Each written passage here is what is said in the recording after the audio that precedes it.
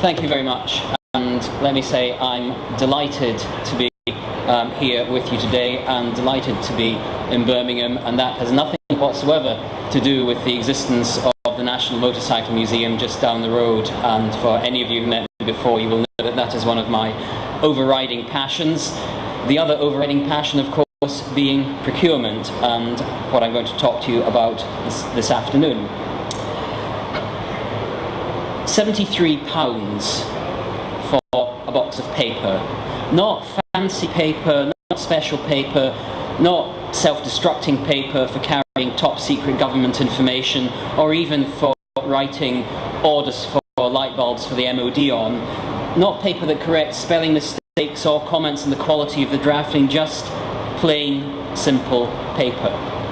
And £73 is what Sir Philip Green found that some parts of the UK government were paying for this. He also found 83 different contracts for office supplies. Now this is not any box of paper. This is a Scottish box of paper. Now, to the untrained eye, it might look the same apart from the wee giveaway saltire behind it, but believe me when I say there's something a bit special about this, because this box of paper has been bought by one of the 83% of public sector bodies in Scotland that use our single national contract for office supplies that was put in place by the Scottish Government, that has saved some £30 million between 2008 and 2011, and depending on the volumes you buy, it could have cost its new owner as little as £8.50. And by the way, if you went to Tesco, it would cost you double that. Now, a crude example, certainly, and a cheap shot perhaps, at a time when it does seem to be open season for criticising public sector procurement. But it's symbolic of the progress that Scotland has made in reforming public procurement over the last few years. And that's what I'm going to talk about this afternoon. I was struck by the similarities between the Green Report last summer and the review by John McClelland of public procurement that Colin mentioned a moment or so ago. That was published back in '96, and both of them criticised the same things: poor and inaccurate data, an absence of collaborative procurement, an inconsistent skills base, and a lack of proper control over spending. So over the next 22 minutes 45 seconds, Colin, I'm going to describe how we've gone about transforming public sector procurement in Scotland over the last 4 years. And I want to emphasise two key messages in all of that. Firstly, the procurement reform programme in Scotland is led by government, but it's not owned by government. It covers the whole of the public sector. It's owned by the whole of the public sector, and that has been critical to the successes we've had. And secondly, my passionate belief in the strategic importance of procurement and commercial management, not as a dusty back office function, a black box that you put your policy into when you've designed it to get the due diligence done, but as a key strategic enabler, or an enabler of policy development and of service delivery right throughout the public sector.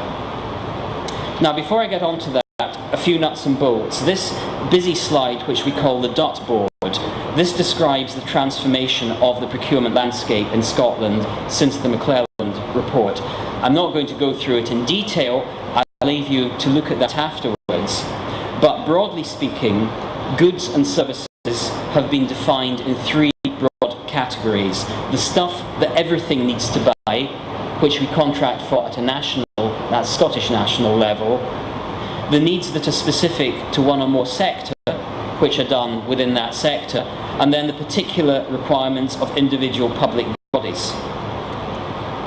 We establish centres of expertise who negotiate collaborative frameworks for each part of the public sector: higher and further education, local government, central government, health, police, fire, and one overarching organisation, Procurement Scotland, that runs the national framework contracts. But the bulk of purchasing remains with individual organisations. Over 80% is organisation specific. And so the centres of expertise are not just purchasing bodies, but they're also also tasked with a challenge function and with a requirement to build the capability in the individual public sector bodies and across the sectors they represent. Now, from a fragmented situation in 2006 to where we are today, let alone where we are a couple of years ago when this slide was put together, that was a big upheaval. And that happened because there was clear leadership at the strategic level. We established a procurement reform board, and that brings together the decision makers at the strategic level right across the public sector. It's chaired, and again this is crucial, by John Swinney, the Cabinet Secretary for Finance and Sustainable Growth in Scotland. And his interest in that has been just as critical as Francis Maud's drive behind the Whitehall reform programme is now recognised as critical to building momentum. But there's a but in that. Procurement reform is also seen in Scotland as apolitical. It's not an SNP agenda. The McClelland report was commissioned by the Labour Liberal Democrat coalition in the previous administration. It's been carried through by the current SNP government.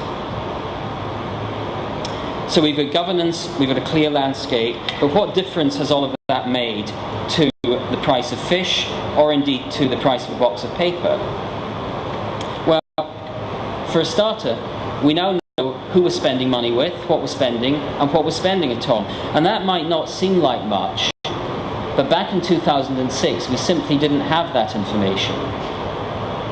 So we invested in something called the Scottish Procurement Information Hub, and that has classified almost all of our annual procurement spend of around about £8 to £9 billion a year. It's classified that for each one of the past 5 years by buying organisation, by supplier, by commodity category. And that means we know how much each organisation spends on goods and services from third parties. It means we know who the key suppliers are and where the suppliers are common, and therefore where collaborative opportunities exist. And we've used this information to develop collaborative strategies nationally, within sectors and between sectors, to help individual bodies identify opportunities for greater efficiency, to drive down maverick spend, and to rationalise contracts. And one extreme example of this, about a year and a half ago, where we discovered that one public body in Scotland, when we looked at the information hub, we discovered they had 630 photocopiers and printers across their estate. They had 560 separate contracts with different suppliers for those 630 photocopiers and contracts. They've now got one. But that is an illustration, very vivid for me, of how you can manage information at the most basic level to drive up the performance, drive down the cost, and drive out the efficiencies. And it also helps us look at patterns of spend, for instance, with small and medium businesses or with third sector organisations, and I'll touch on that in a few moments.